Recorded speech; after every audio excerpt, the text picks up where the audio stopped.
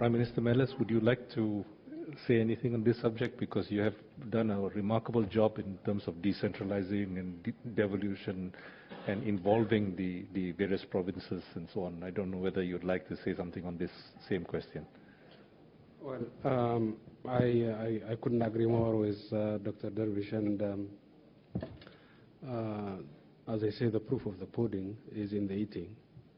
And the fact that the last great crisis in Turkey was managed by this man here, and since then Turkey has done very, very well, is proof enough of the way that the crisis, the macro crisis in Turkey, was managed in a sustainable manner. But Turkey is Turkey, and Ethiopia is obviously Ethiopia.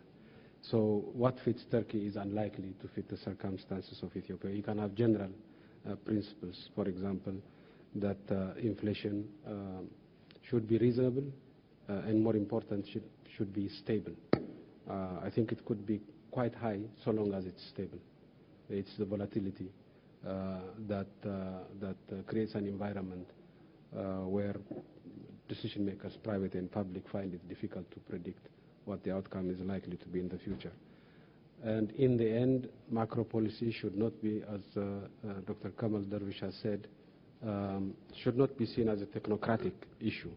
In the end, it's about people's lives, and people have to make choices. They may not be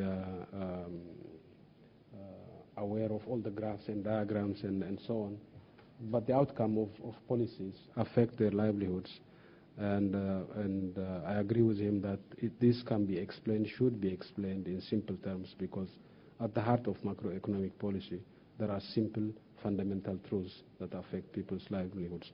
So involvement of the population, both in designing and implementing macro policy, is a very important issue. Thank you very much, Prime Minister. Are there any further questions? Yes, please.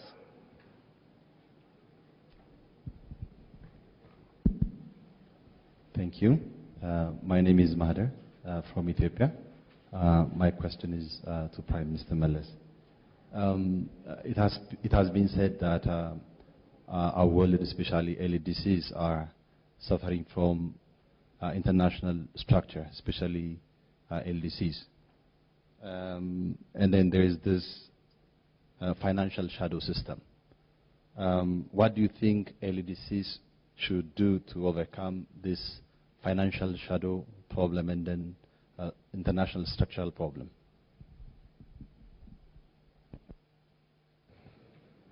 Well, there are two sides. I think there are two sides to this so-called shadow financial system. There is the supply side, which is coming from developing countries, including LDCs, tax evasion, mispricing of imports and exports, corruption. These are the sources of the funds that go into this shadow system. And developing countries, LDCs in particular, can do a lot to clean up their house and make sure that there isn't much by way of supply from our countries. But it's challenging, especially when there is a demand side.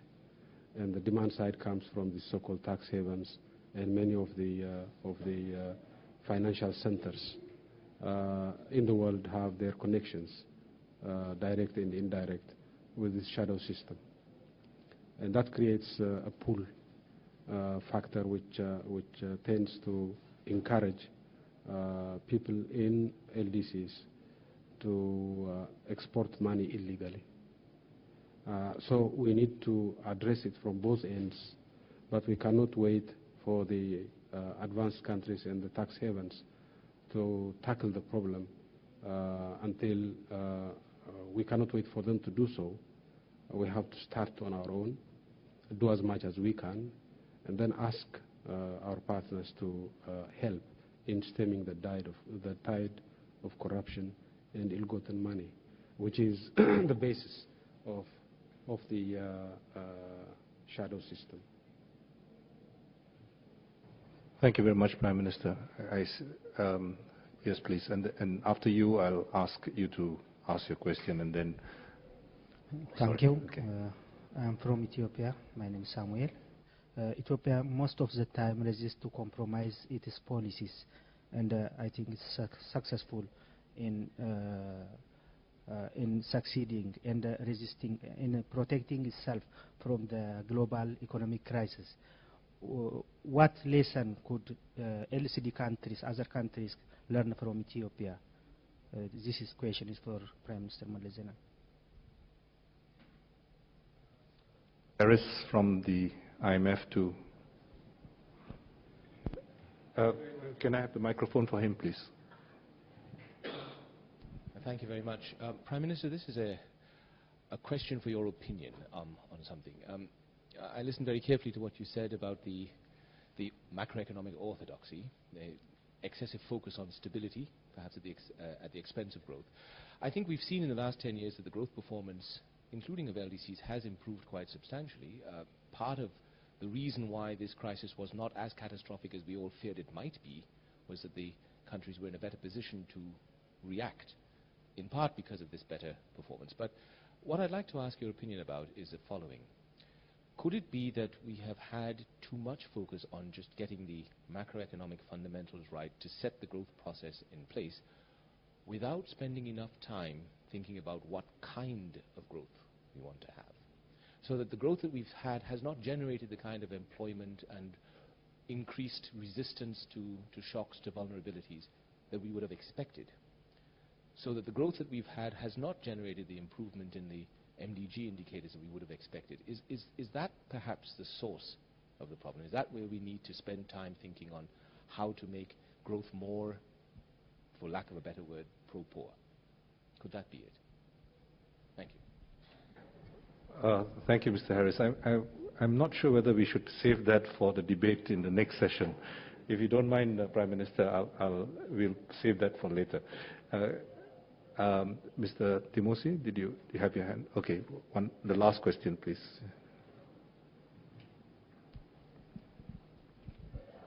Thank you. Again, to Prime Minister Meles. You've been quite active over the last 10 years in debates and discussions of the architecture of a global system. And I know your frustration that donor countries and development partners are not willing to provide the policy space for poor countries like Ethiopia.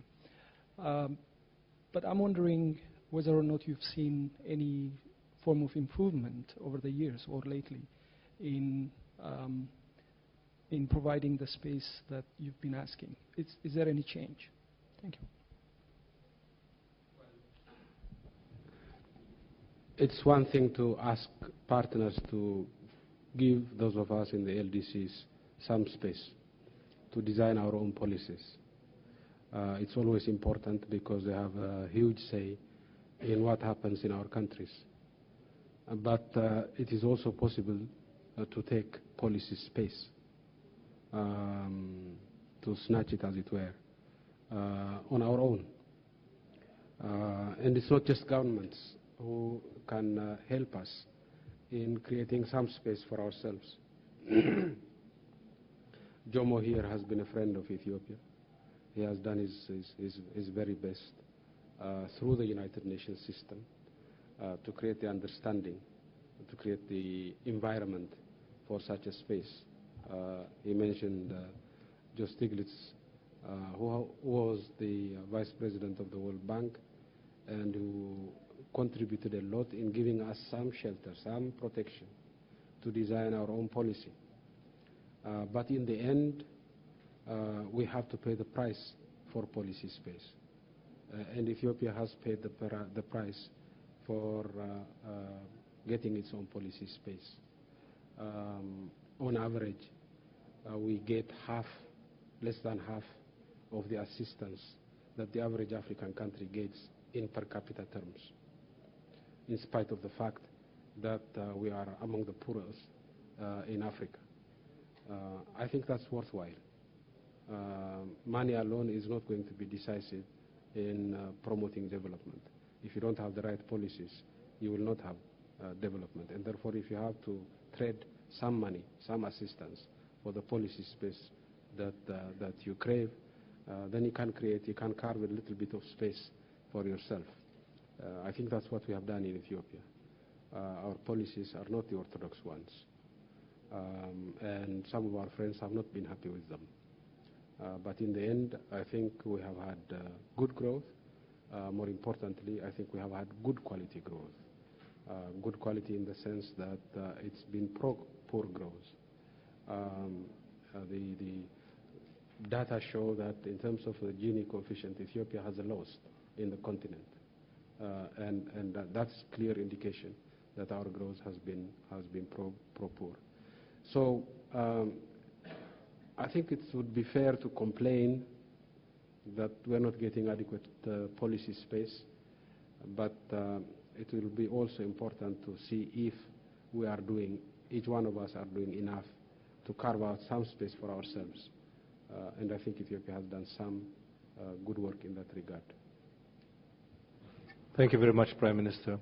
We have to adjourn to our other session. We have crept into the time of the next press meeting, so I apologize for terminating, and I apologize to Mr. Harris for discouraging Prime Minister Meles from answering your question. I want to thank Prime Minister Meles and Dr. Kamal Dervish for their graciousness in attending, participating in this press conference. I would like to invite all of you, I know some of you from the press have to stay behind to do your other work, but please, for those of you who are interested, we are now going to start a session at 6:15 at the Tofani Hall. Thank you very much for your presence here. Thank you for coming, and thank you for our participants.